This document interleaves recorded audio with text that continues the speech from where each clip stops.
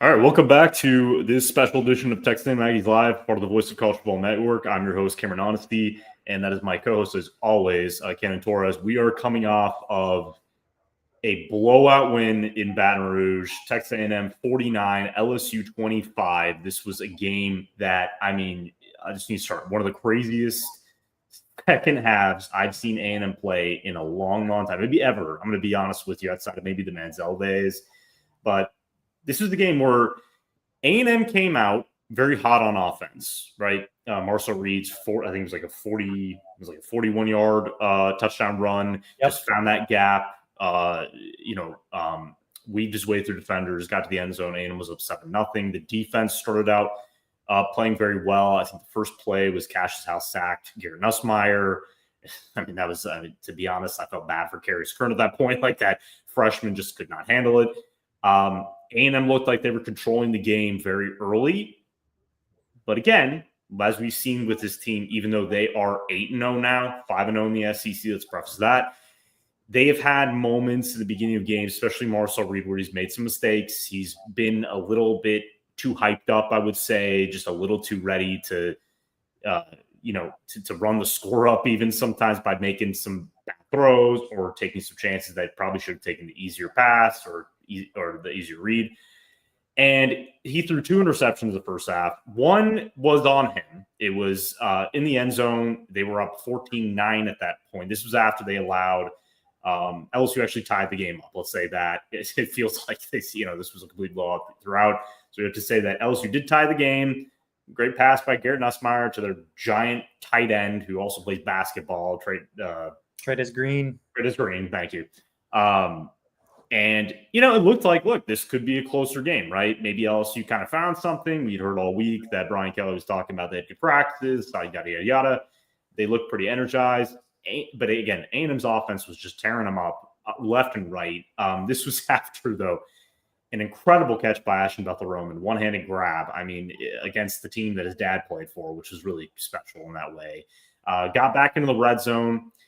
Colin Klein's play calling, little questionable there. I would have run the ball more. It doesn't really matter now. But either way, Reed was – so it was third down. Reed was he was looking at like a stick option. I guess – I don't know if it was the tight end who ran the wrong route. He ran maybe a little too deep. He should have gone a little more shallow. LSU star safety A.J. Halsey picked him off. Credit to Reed. Ran all the way back. Tackled him to, I think it was like the 25 or 30-yard line. Yeah. And this ended up being pretty costly for the Aggies. Obviously gave up, I believe. This was after, by the way, guys went to bed very late last night. We both went to bed at around 2 a.m., guys. Exactly, yeah. You can tell I'm just watery-eyed almost. But this was after a safety. Poor pump by A&M, no blocking. You could see Mike Elko basically like wording out, we aren't blocking. Like, there's nobody there, right? Just poor play overall. So LSU did capitalize with another touchdown. Their run game got going. All in all, A&M had one of their worst second quarters I've ever seen, probably you've ever seen.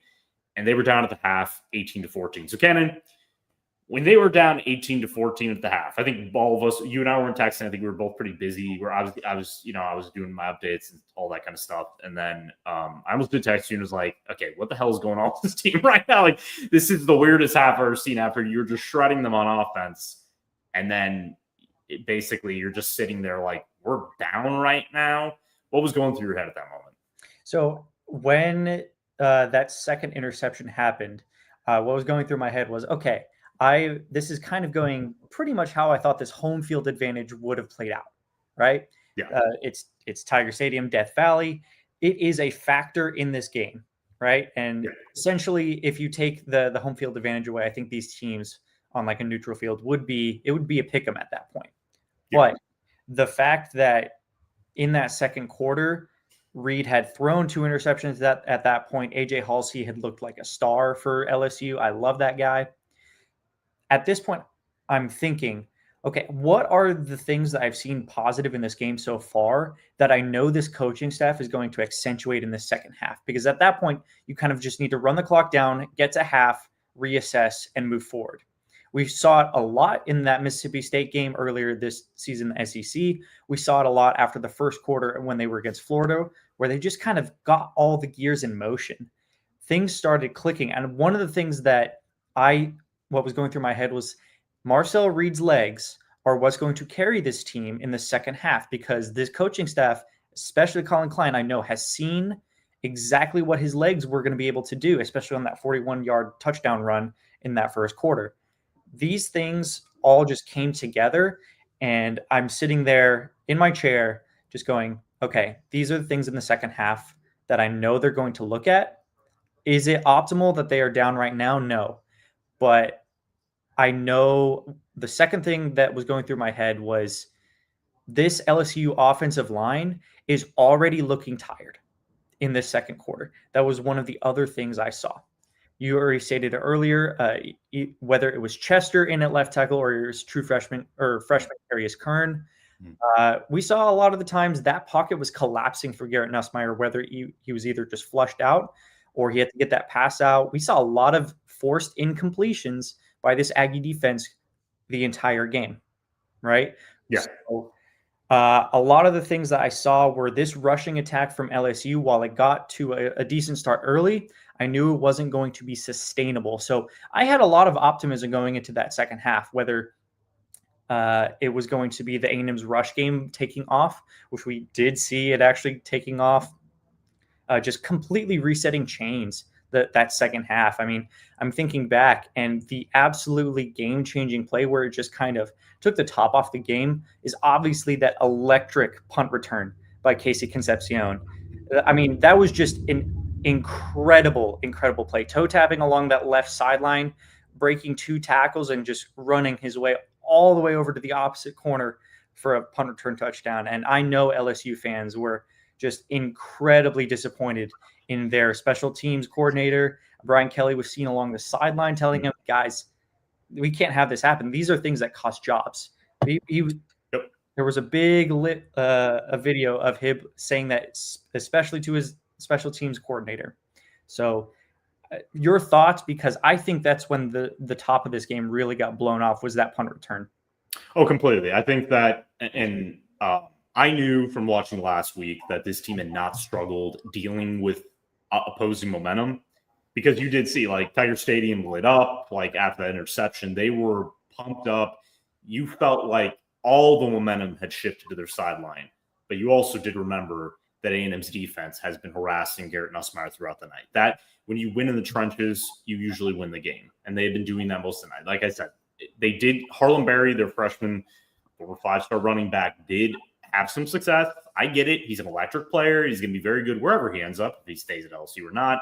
But at the same time, A&M has been very bad at defending the run early in games. And we go back, I wrote back last night, Mike Elko's second half adjustments are becoming things of legend right now.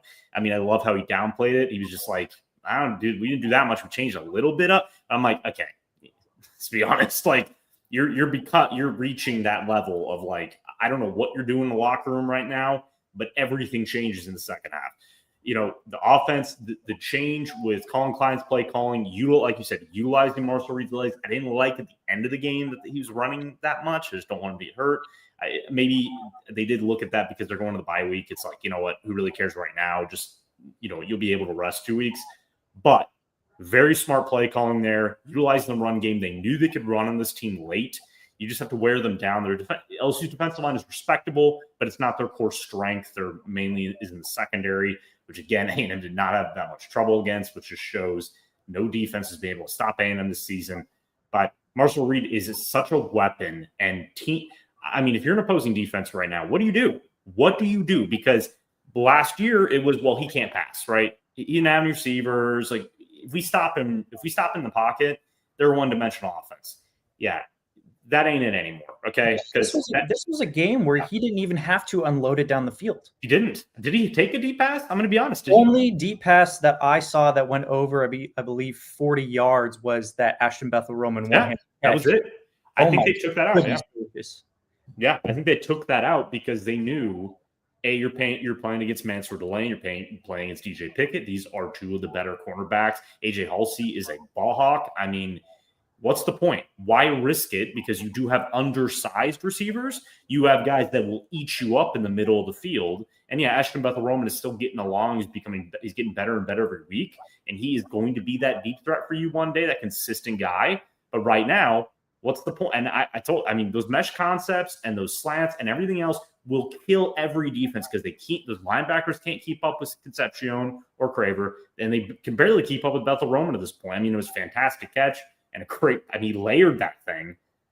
But at the same time, Colin Klein, I think, is learning every game that if we just stick to our strengths, we can beat anybody right now. Because if you take risks and they turn into turnovers and you just give the other team gifts like they were doing against LSU, I think they thought very quickly going to that half, this team's not good right now. We are beating them in every facet. We are giving them points. We're only down because we gave them 18 points. Outside of the first touchdown, every other point they gave, including the safety, was just bad play by A&M. So when they came mistake after mistake in that first or that second quarter, they're beating themselves up. So if you are able to remove that part of this A&M team who scored 49 after making those two costly interceptions, after you give up an unblocked defender for a safety, this team, the sky's the limit, especially for this offense. You went up against a defense that was top 15 nationally, right? I think total, I think they were 26 overall. I think their secondary was, and they did, I will say, it was like 180 something per game passing. They did hold Reed to, I think it was like 202, but that wasn't the game plan. I think if Reed had to pass, he would have put way more numbers up. He just didn't have to at the end of the I think that regardless, if you don't have to put up those numbers and your offense is still moving and moving and moving because you have these chain movers, Ruben Owens, Casey Concepcion. We saw a lot of Nate Burkhardt in this game as well, which he had an awesome rush touchdown up the middle. I think that incorporation of that package by Colin Klein has been awesome to see because, of course, you're going to want to put a 6'4" tight end, 6'5" tight end right at that fullback spot and hand it up to him up the middle. It's a mismatch. Yeah. You're not going to be – if you have that offensive line pitch down on their blocks and he's able to jump over the line, you're going to want to do that every time. Yeah. And go ahead. Sorry. No, there are a lot of things I could say about this offense a lot, but I think this defensive line has proven that they are now elite. And I was talking to a couple of my friends last night after the game, and I'm going, you are watching all of these offensive talents and these stars emerge for A&M, but you don't realize just how big Albert Regis was in that middle last night. You don't realize how good Dayon Hayes was last night. I had to go back and review the film. I watched him get held 4 times on that right side and still flush Garrett Nussmeier out of that pocket. I would say that I was talking to somebody last week about that. I said Dayon Hayes, cash cow, 10 sacks. I mean, we could probably we're going to talk a lot about him, I think, on Tuesday. We're going to spend a lot of time on these position groups.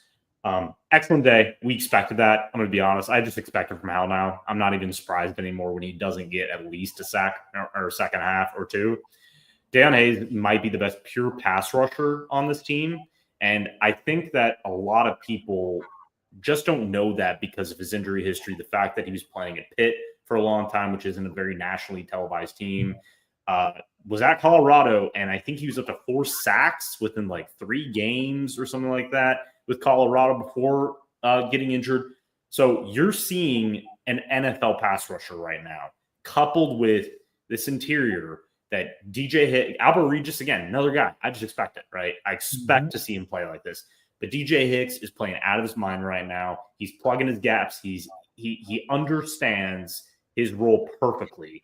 And you talk about a player who's a former, 5-star, I think top 3 player. I'd have to look back at the recruiting database, but this is somebody who has stayed the course through that program. He could have easily transferred. He could have easily said, I'm not playing a lot.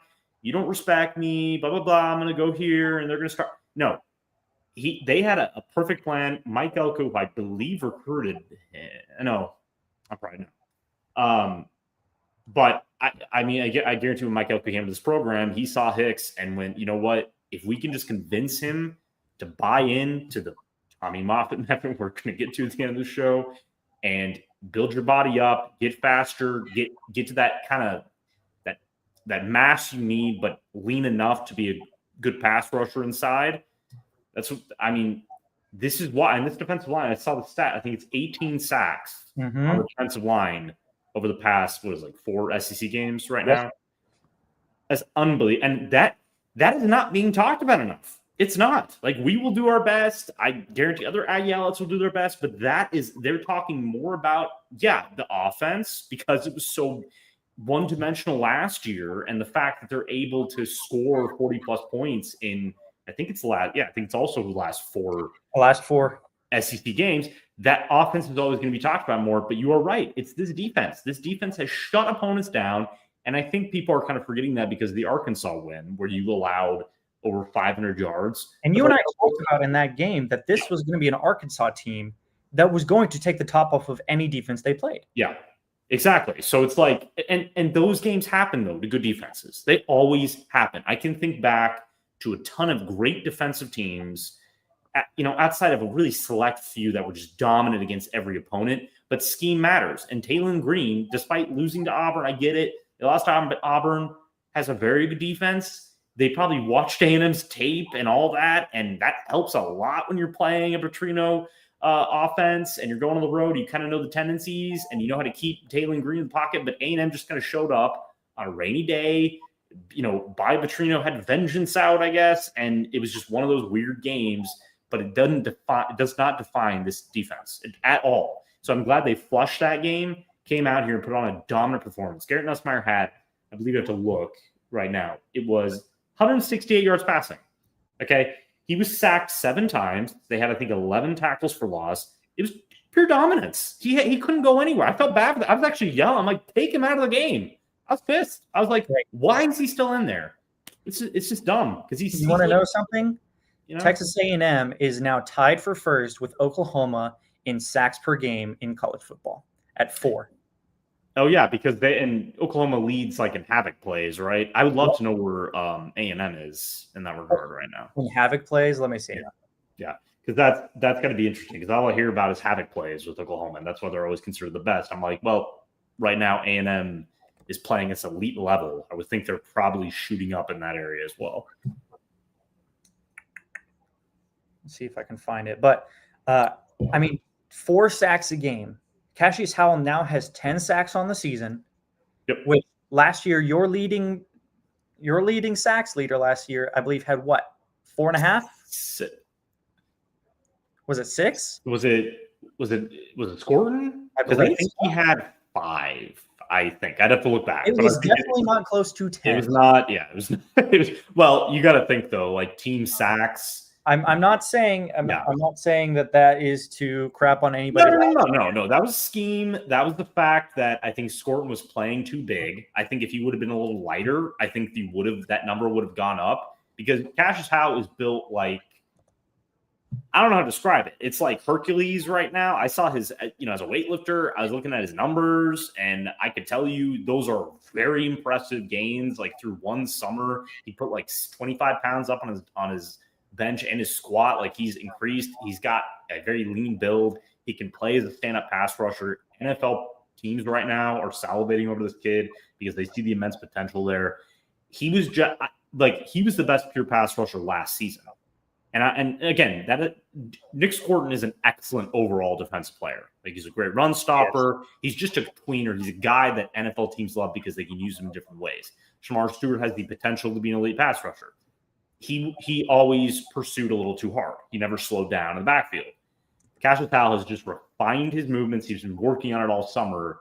So I'm not shocked that these numbers are where they're at. I mean, this is a kid who, I can tell you, Tony Catalina had at Austin American Statesman had been pumping him up all summer, saying this is somebody who I believe is going to have double-digit sacks, and he's gonna burst on the scene late, and he's going to be a huge impact player. And it's just hard to deny that because of the way he plays. You talk about havoc. This guy plays with his freaking hair on fire every single play, and that's the type of guy who's going to make this entire defense play consistent football for the rest of the season. Because, and I'll leave it here and let you get into all this, but you see the rest of their season right now. You are 8-0. I said last week, pat myself on the back, haha. I said they would go 7-0 and go into LSU. I didn't know what LSU was going to be, right? When we did our preseason predictions, I thought LSU was going to be way better because outside of the offensive line, which is a little questionable, a lot of speed at wide receiver, 2 really good backs, a quarterback who could have gone to the NFL last year, a defense that was deemed to improve. All those are, the recipe for a good team. Well, when your coaching sucks and you just can't get it done and your quarterback's getting killed in the pocket, you're not going to have any success as we've seen with a lot of teams over the years that have been pumped up preseason. But Missouri's now dealing with injury issues with Bo Prabilla. God bless that kid. I hope he's okay. But I think they're on to like their second or third string quarterback at this point. Like Missouri is in a bad place, I think, quarterback wise. I think technically you could call him the second and a half string quarterback. Sure. Yeah, it's a weird place they're in. And look, Matt Zollers is going to be tough to play against because I've seen this kid, his highlight tape when he was in school, and why Missouri went after him, and he's going to be tough to play against. He immediately came in and led Missouri to a touchdown drive, but that's besides the point. I think that when you were going into that fourth quarter of this Aggie game, you felt already on top of the world, and you felt like everything had already been right. That's the feeling that I think people and fans, especially national media outlets, need to latch onto, because you saw what happened in that second quarter. You saw all the mistakes that they made. And then 15 minutes of game time after halftime, you are up by 2.5 scores, right? Yeah. Already. And you are just consistently dealing these blows to LSU in a defense that we know has been vulnerable to the run, especially since last year with Marcel Reed. And then right after, Jalen Milroe just tears them up for 4 touchdowns. And that leads us into Tommy Moffitt. Yep. So to get it out of the way, A&M's offensive line showered him with Gatorade, which is usually meant for the head coach, but in college, you spend a ton of time with your strength and conditioning coach. They're like your dad when your dad's not there. They're like your head coach when your head coach is not there. You ask any college player, that's how it is. Moffitt was fired from LSU after many weird I don't even know anymore. I have to look back. After the 21 season, this was Brian Kelly's second season, I think, or third. It may have been his first. First, I think. Yeah, I had to think back after I think it's his first. But who knows? Whatever. That's LSU's loss. Moffitt has transformed this team physically. You can just tell at every position they play tougher. Like you said, at the end of the game, they are dealing blows when they are beating the crap out of this team. They could have easily just kind of thrown the towel in and went, game's over. I mean, Jamari Morrow even going in the end zone during his his first touchdown on that 23-yard reception. Just kind of nudge that guy out. Like, we're here. We're beating. We're dancing on your face right now. We don't care. We hate you. You're a rival. We're not giving up, right? And that's all Moffitt. I mean, you watch the Pulse. I think every Aggie fan has watched the Pulse at least once in their life. They do a great job. They did a great job detailing, like Chase Bisontis, their left guard, of how strong he is, his mentality. They are all in the Moffitt method, as they call it, in College Station, where this is about consistent toughness, never give up, never let down. There's no easy way out. There's no easy button. You have to play hard throughout the year, especially in October and November, to reach your goals. A&M in the past has failed in that regard. They start out hot. You go back to Kevin Sumlin. You go back to Jimbo Fisher. Start hot early, fail at the end of the year. That's where the 8-4 stuff started. That's where it all began, was they could never get it done late, especially in key games where you had to win to get this. You had to win to get a play. Like last year, even though you had to win against Auburn and Texas to get to this, and it didn't happen for a lot of reasons. That isn't on Moffitt, but I think they knew that was the final straw. Mm-hmm. We can't have this happen again. So we're going to mold this team. We're going to turn this team into a bunch of, let's not use foul language, but my point is, like, this is the most put together, tough team, physical team I've seen in Texas A&M since the 90s. I'm not kidding you. Maybe since Mike Sherman era a little bit. He did build NFL-like rosters. Mainly the reason, don't want to go on a tangent here, but mainly the reason Johnny Manziel had so much success in the 2012 season was that Mike Sherman did build that offensive line to like an NFL-level offensive line. They had a very good linebacker group. They had a very stout defense. Sumlin brought in all the offensive weapons, but when you mend that together, you get an elite team. Kind of like what you're seeing with A&M right now, to be honest with you. You get Colin Klein, who's pure offense. You get Elko, who's pure defense. Jay Bateman's still a good, whatever people say, he still has great game plans. He's still a good defensive mind. And you now have Tommy Moffitt, who used a tackling Tommy with Brian Kelly's face on it, which I freaking love. I'm going to be honest. I love pettiness because we don't know why he got fired. It makes zero sense. He helped to win a championship back in the Nick Saban days. Was there during the 2019 run with LSU. He's a 2-title winner. If he leads A&M to a champion, helps lead A&M to a championship, I'm going to laugh so hard because you just fired probably the best strength and conditioning coach in the country. National outlets are talking about him all day today. We just did an article at Aggies Wire about it. This is the real deal, and this is the reason why A&M is going to keep winning games, because there's a video out there. I can't find it right now. Cassius Howell just almost foaming at the mouth and talking a bunch of crap to the opposing offense. And that was kind of getting all the discourse on social media. People like, that's how I want my defense to play. Everybody was saying that. Every coach, every former player, that's how I want my edge rusher to be playing every down. Yeah. That video, when I saw it, it just was like, okay, this is different. This is absolutely different because he's looking straight through the tackle, straight to the quarterback, and basically saying, "I'm him," to paraphrase what I was seeing. As the kids say. Yeah. But I think that you've made a great point in that Tommy Moffitt has changed the mentality that this Aggie program has been to, whether if you get dealt a blow, bend, don't break, and return it with equal, if not more, force. And they have just been relentless is the word. That's a great word. That's kind of the word I was searching for. But yeah, that relentless play on both sides of the ball. The relentless nature that I saw last night in that second half was incredible. And I don't think that anybody could argue with that. I know LSU fans some of them are rejoicing because some of them were asking for stuff like this. They want change, but the other ones who want to see wins happen with this LSU program are just down in the dirt right now because we talked about it before the season. We didn't know what LSU was going to be. We now know what LSU is, but now LSU fans don't know who they are. And I think that's a little bit troubling. There's an identity crisis going on right now. No. The thing of A&M now knowing who they are and their identity is solidified, you can continue with that and you can continue winning because I'm going to be frank.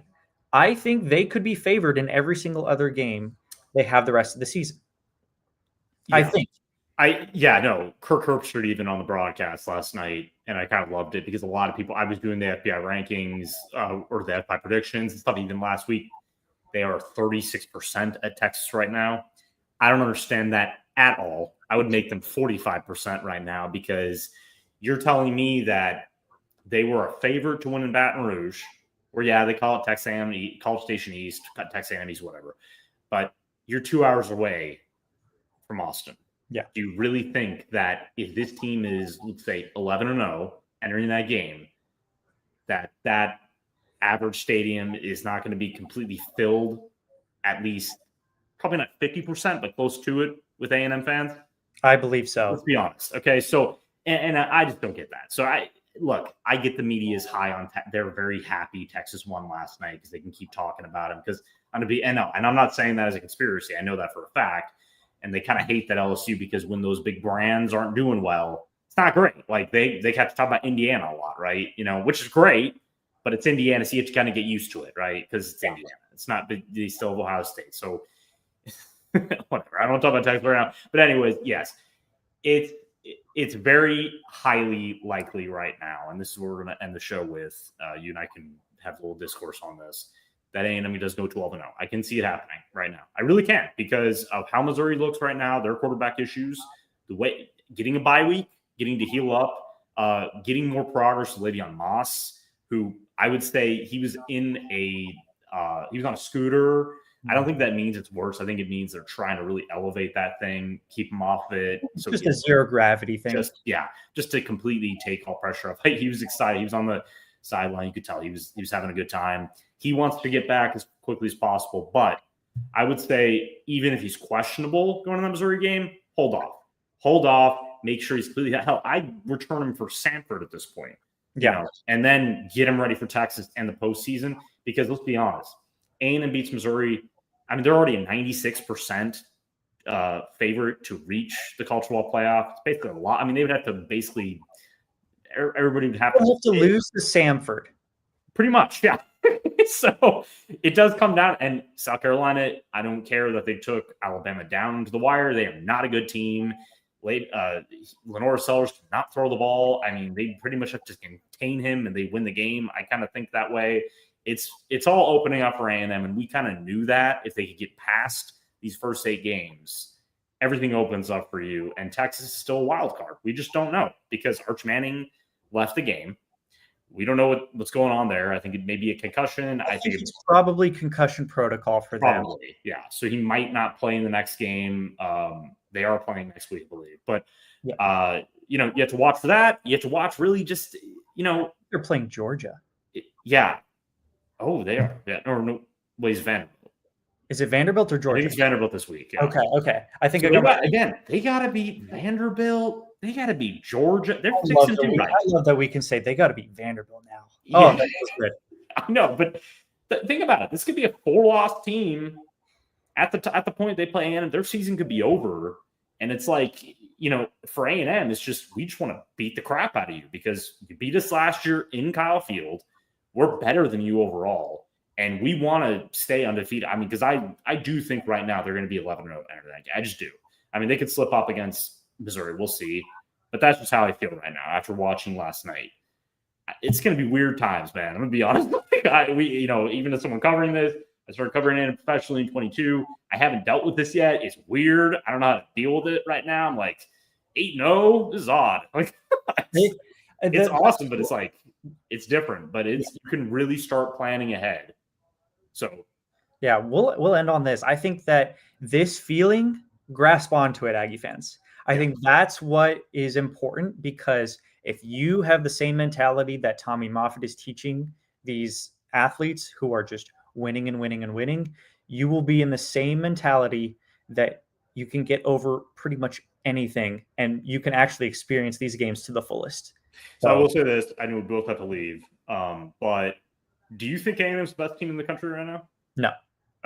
So I do agree. I think I'm sorry if that was too fast. I'm sorry. No, you're good. I think it's probably right now. I think they have the best resume in the country. Yes, but I think right now it's probably Ohio State and A&M and Indiana are a little bit tied right now, I would say. If you put either one above the other, I would have no qualms. Yeah, that's how I look at it right now. So, yeah, that's been a lot of discourse.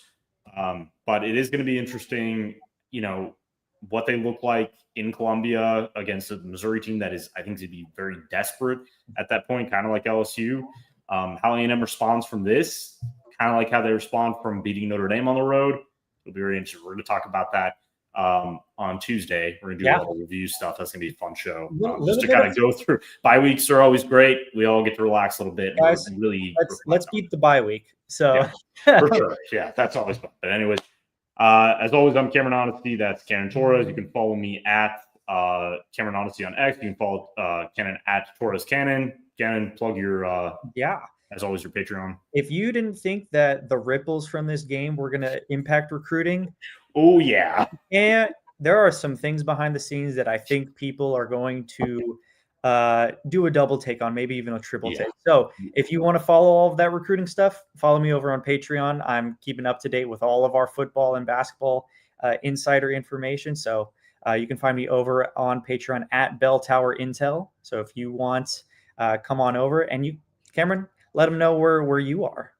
Yeah, as always, I'm at Aggies Wire. We're doing a lot of just post-game stuff. Today, we're going to release our PFF grades tomorrow. We got a lot of good stuff coming out throughout the week, and during bye week, we just do nice reflection stuff. We're going to really look at this team as a whole and really determine, is this a national championship team? Because if you kind of go through everything right now, it kind of feels that way, which again, weird for A&M fans. Usually you're just trying to get to 9 wins, but this just feels different after last night. And I think there's a lot of magic coming this team's way. And I mean, like I said, this bye week could not come in a more perfect time. So either way, you'll be back next Tuesday, hopefully with another guest. We'll see. Mind, we will see. But either way, it's going to be a fun show. So as always, Gig'em, great win, and have fun this bye week. College football is even more exciting when you've got some action on the line, and the games are even better when you're cashing in. And the Voice of College Football is the place to be to get the greatest value. Start with my picks. 75% against the money line, 58% against the spread, and I've got a 40-plus year track record. 11-0 in the college football playoff for me last year against the money line, 8-3 against the spread. And I'm just the warm-up act. Steve Merrill of Wager Talk is our ace in the hole, show stopper. 7 years with the Voice of College Football, over 30 years in the industry. Steve gives us analysis on all the big games, but you can't miss Steve's weekly under-the-radar pick. 28-12 against the spread the last 3 years.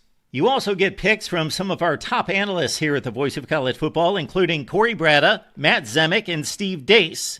Check out those numbers. Become a YouTube or Patreon member for just $99 per month. Go to the main channel on YouTube, click join, and then select a betting tier. Do the same thing on Patreon. Make 2025 a winner now.